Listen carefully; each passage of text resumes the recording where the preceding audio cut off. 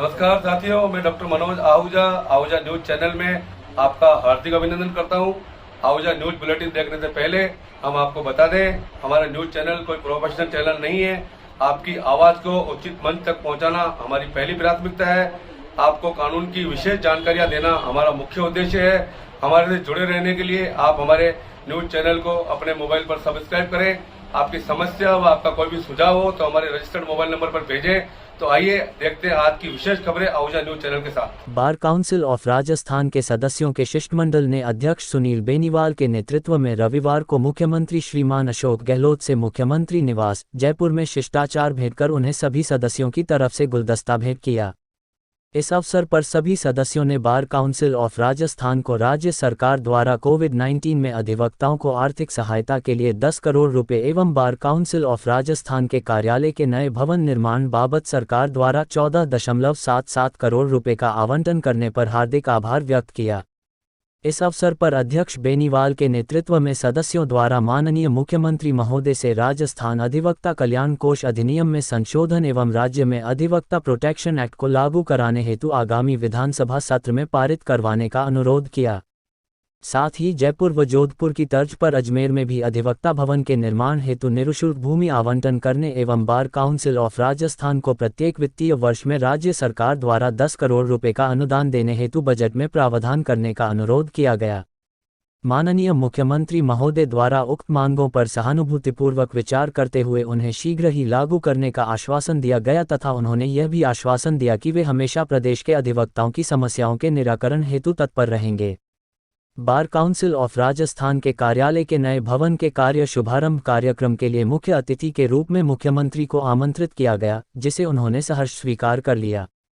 इस शिष्टमंडल में सर्वश्री बार काउंसिल ऑफ राजस्थान के वाइस चेयरमैन योगेंद्र सिंह शक्तावत, सुरेश चंद्र श्रीमाली सह अध्यक्ष, bar council of India Ramprasad Singaria, Baljinder Singh Sandhu सह अध्यक्ष, bar council of Rajasthan Jagmal Singh Chaudhary, Syed Shahid Hasan, Rajesh Panwar, Ghanshyam Singh Rathore, Sushil Kumar Sharma, Chiranji Lal Saini, Harendra Singh Sinsinwar, Bhuvnesh Sharma, GD Bansal, Kapil Prakash Mathur सदस्यगण बार काउंसिल ऑफ राजस्थान उपस्थित थे। उपखंड भिनाई के छोटे से गांव हियालिया की बेटी ने राष्ट्रीय स्तर पर परचम लहराकर न केवल क्षेत्र का बल्कि राजस्थान प्रदेश का नाम रोशन किया है। 28 सालों में पहली बार राजस्थान की बेटियों ने राष्ट्रीय प्रतियोगिता जीतकर राज्य का नाम रोशन किया है। प्राप्त जानकारी के अनुसार 27वीं राष्ट्रीय सब जूनियर टेनिस बॉल क्रिकेट प्रतियोगिता चेन्नई 2022 में राजस्थान की बालिका टीम ने फाइनल जीतकर गोल्ड मेडल पर कब्जा किया। फाइनल में उत्तर प्रदेश को एकतरफा 3 रन से हराकर राजस्थान का गौरव बढ़ाया। बालिका वर्ग में 24 टीमों ने भाग लिया था। राजस्थान टीम का अजमेर रेलवे स्टेशन पहुंचने पर अजमेर जिला के वरिष्ठ उपाध्यक्ष मुरलीधर वैष्णव और समाजसेवी दिनेश शर्मा, हियालिया युवा नेता राकेश शर्मा, युवा नेता उमाशंकर जोशी, सिंगावल के समाजसेवी प्रेम सेन आदि ने राजस्थान की बेटियों को माला पहनाकर भव्य स्वागत किया एवं राज्य के सचिव सदन में भी सभी अधिकारियों का अभिनंदन किया। इस प्रतियोगिता में अजमेर जिले की 2 बेटियां मुस्कान शर्मा और सुमन सेन ने टेनिस में प्रतियोगिता जीतकर मान बढ़ाया है। जिला पुलिस के आदर्शनगर थाना क्षेत्र की एक महिला के साथ धोखाधड़ी कर जेवर एवं रकम हड़पने के आरोपी को पुलिस ने गिरफ्तार कर बड़ी सफलता हासिल की है।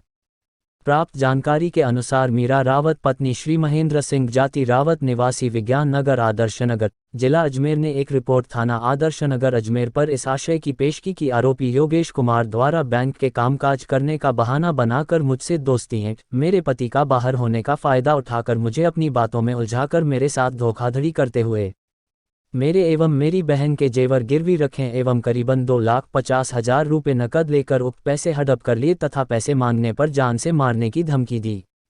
उक्त रिपोर्ट पर पुलिस थाना आदर्श नगर में मुकदमा संख्या 278 वर्ष 2022 धारा 420, 406, 384 भादस में दर्ज कर अनुसंधान कन्हैयालाल उप निरीक्षक द्वारा आरंभ किया गया।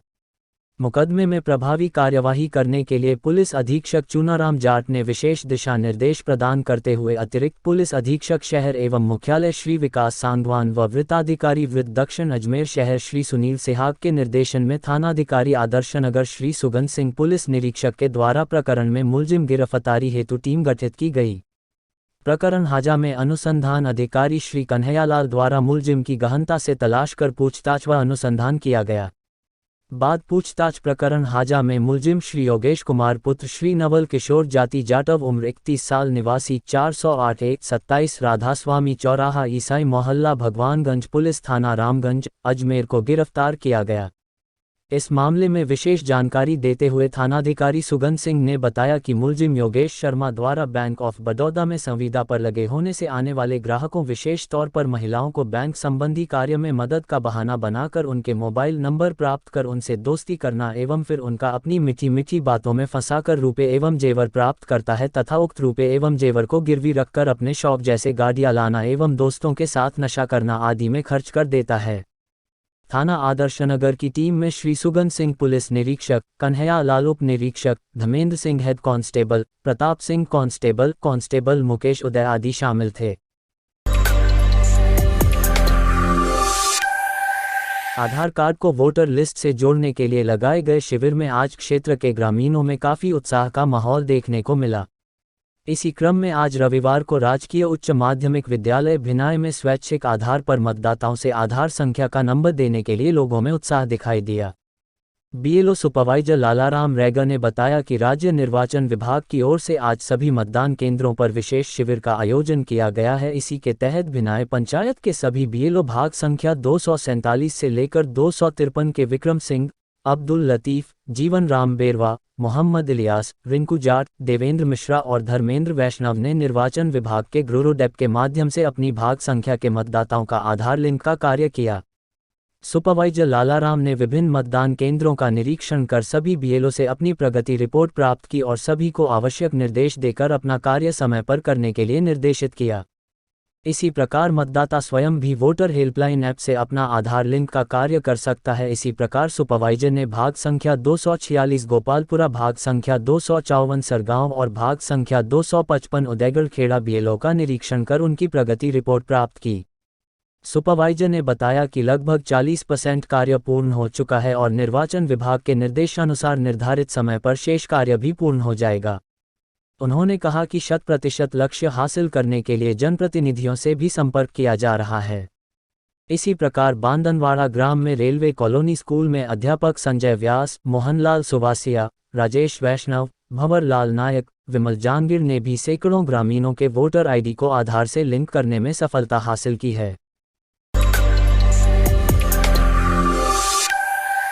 गुर्जर आरक्षण आंदोलन के प्रणेता स्वर्गीय कर्नल किरोड़ी सिंह बैंसला की सुपुत्री आईआरएस ऑफिसर सुनीता बैंसला ने रविवार को पडांगा गांव का भ्रमण कर भामाशाह सुनील कावड़िया व सरपंच बालचंद कावड़िया द्वारा अपने निजी खर्चे से कराए गए अभूतपूर्व विकास कार्य की प्रशंसा की। आईआरएस अधिकारी सुनीता बैंसला रविवार को आसीन से आ रही थी तो सोशल मीडिया पर छा रहे पडांगा गाँव को देखने की इच्छा के चलते भामाशाह व गुर्जर नेताओं को फोन कर पडांगा पहुंची। सबसे पहले उन्होंने देवनारायण भगवान के दर्शन कर मंदिर में बैठकर मौके पर मौजूद गुर्जर व ग्रामीणों को पढ़ाई पर ध्यान देने का आह्वान किया। विशेष तौर से महिलाओं को शिक्षा में आगे आने की अपील की। उन्होंने इस दौरान आओ और छा जाओ के नारे को बढ़ाने का आह्वान किया। इसके बाद तालाब की पाल पर पहुंचकर कावड़िया बंधु द्वारा कराए गए सौंदर्यीकरण कार्यों की भूरी भूरी प्रशंसा की। उन्होंने कहा कि एक दिन यह गांव पर्यटन के नक्शे पर होगा। उन्होंने भामाशाह कावड़िया की ग्रामीणों के सामने तारीफ कर पीठ थपथपाए। केंद्र सरकार ने पंजाब एवं हरियाणा उच्च न्यायालय के न्यायाधीशों के रूप में नियुक्ति के लिए उच्चतम न्यायालय कॉलेजियम द्वारा अनुशंसित 2 अधिवक्ताओं के नामों को रोक दिया है। उच्चतम न्यायालय कॉलेजियम ने पंजाब एवं हरियाणा उच्च न्यायालय के न्यायाधीशों के तौर पर पदोन्नति के लिए जुलाई में 13 वकीलों के नाम की सिफारिश की थी। इस सिफारिश के आधार पर सरकार ने 14 अगस्त को 11 वकीलों की न्यायाधीशों के तौर पर नियुक्ति को अधिसूचित किया था, लेकिन उसने 2 वकीलों एच.एस. बराड़ और कुलदीप तिवारी के नाम रोकने का फैसला किया। न्यायपालिका में सदस्यों की नियुक्ति की प्रक्रिया से अवगत सूत्रों ने एक वकील के खिलाफ कुछ पुराने आरोपों और दूसरे वकील के पास अनुभव की कमी एवं कम आयु का जिक्र करते हुए कहा कि सरकार एक उचित चरण पर दोनों नामों पर विचार विमर्श करके कोई रुख अपनाएगी। उन्होंने कहा कि सरकार को उच्चतम न्यायालय की सिफारिशों पर पुनर्विचार करने का अधिकार है। मद्रास हाई कोर्ट में न्यायमूर्ति आर विजय कुमार की पीठ प्रतिवादियों को आर्म्स जारी करने का निर्देश देने के लिए दायर याचिका को खारिज करते हुए मद्रास हाईकोर्ट ने फैसला सुनाया कि एक नागरिक आर्म्स लाइसेंस को अधिकार के रूप में तब तक नहीं मांग सकता जब तक कि वह उक्त लाइसेंस रखने के लिए बाध्यकारी परिस्थितियों को पेश करने में सक्षम न हो। न्यायमूर्ति आर विजय कुमार की पीठ प्रतिवादियों को आत्मरक्षा के लिए याचिकाकर्ता को बंदूक लाइसेंस जारी करने का निर्देश देने के लिए दायर याचिका पर विचार कर रही थी। इस मामले में याचिकाकर्ता ने दूसरे प्रतिवादी के समक्ष आवेदन कर गन लाइसेंस के लिए आवेदन किया था। उक्त आवेदन इस आधार पर दायर किया गया है कि वह रिट याचिकाकर्ता के जीवन के लिए खतरा पैदा करने वाले जंगली जानवरों के निवास वाले पश्चिमी घाट की तलहटी के पास स्थित कृषि भूमि की एक बड़ी मात्रा में खेती की देखभाल कर रहा है। याचिकाकर्ता द्वारा दूसरे प्रतिवादी के समक्ष प्रस्तुत किए गए आवेदन को इस आधार पर खारिज कर दिया गया था कि तिरुनेलवेली जिला सांप्रदायिक रूप से अति संवेदनशील जिला है और जब तक कोई अनिवार्य आवश्यकता न हो, याचिकाकर्ता के गन लाइसेंस के अनुरोध को स्वीकार नहीं किया जा सकता है। दूसरे प्रतिवादी के उक्त आदेश को रिट याचिकाकर्ता ने पहले प्रतिवादी के समक्ष चुनौती दी थी। प्रथम प्रतिवादी द्वितीय प्रतिवादी द्वारा पारित आदेश की पुष्टि की है। याचिकाकर्ता के वकील ने प्रस्तुत किया कि याचिकाकर्ता एक ठेकेदार है और नकदी ले जाने के दौरान उसे अपनी व्यक्तिगत सुरक्षा के लिए गन लाइसेंस की आवश्यकता होती है। प्रतिवादी के वकील ने प्रस्तुत किया कि तिरुनेलवेली जिला सांप्रदायिक रूप से अति संवेदनशील जिला है। जब तक कुछ अनिवार्य कारण न हो, किसी भी बंदूक लाइसेंस को प्रदान करने का प्रश्न ही नहीं उठता। पीठ के समक्ष विचार का मुद्दा था, याचिकाकर्ता को गन लाइसेंस दिया जा सकता है या नहीं। उच्च न्यायालय ने कहा कि जहां तक बंदूक लाइसेंस देने के मुद्दे का संबंध है, एक नागरिक उक्त लाइसेंस को अधिकार के रूप में तब तक नहीं मांग सकता जब तक कि वह उक्त लाइसेंस रखने के लिए बाध्यकारी परिस्थितियों को पेश करने में सक्षम न हो।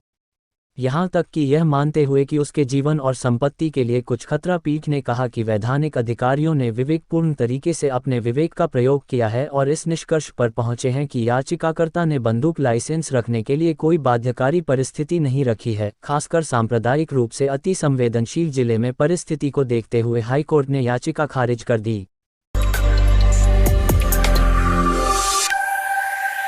प्रदेश भर में छात्र संघ चुनाव होने जा रहे हैं, जिसके चलते सभी संगठन जद्दोजहद में लगे हुए हैं। भिनाई राजकीय महाविद्यालय में होने वाले चुनाव को लेकर विभिन्न संगठन अपने प्रत्याशी छात्र संघ चुनाव को लेकर मैदान में उतार रहे हैं, तो वहीं एबीवीपी के द्वारा शनिवार को ही प्रत्याशियों की घोषणा की गई थी। एबीवीपी की घोषणा के बाद एनएसयूआई ने भी आज रविवार को छात्र संघ चुनाव को लेकर घोषणा कर दी है। एनएसयूआई के जिलाध्यक्ष अब्दुल प्रहार खान ने बताया कि भिनाई में राजकीय महाविद्यालय छात्र संघ चुनाव में अध्यक्ष पद हेतु मीनाक्षी खटीक व महासचिव पद पर महेंद्र गुर्जर, उपाध्यक्ष पद पर मुजफ्फर हुसैन, संयुक्त सचिव पद पर जमुना माली को प्रत्याशी बनाया है। वहीं दोनों संगठनों की ओर से प्रत्याशियों की घोषणा के बाद दोनों ही संगठन अपनी अपनी चारों पदों की सीट की जीत का दावा कर रहे हैं। साथ ही प्रत्याशियों की घोषणा के साथ ही चुनावी सरगर्मियां भी तेज हो गई है। वहीं आपको बता दें कि एबीवीपी की ओर से 22 अगस्त को नामांकन दाखिल किया जाएगा।